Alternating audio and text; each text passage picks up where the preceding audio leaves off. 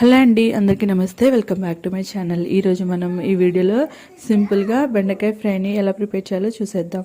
First అయితే deep ఫ్రైకి సరిపడా ఆయిల్ తీసుకొని సన్నగా కట్ చేసి పెట్టుకున్న బెండకాయ ముక్కల్ని బాగా ఫ్రై చేసుకొని పక్కకు తీసేసుకోండి. మరీ క్రిస్పీగా ఫ్రై చేసుకోవాల్సిన అవసరం లేదు.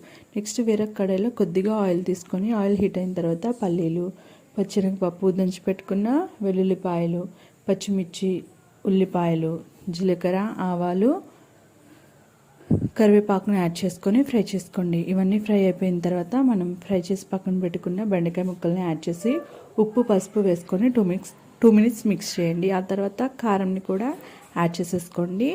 మీకు బెండకాయ ఫ్రై క్రిస్పీగా కావాలి అనుకుంటే హై ఫ్లేమ్లో ఫ్రై చేసుకోండి.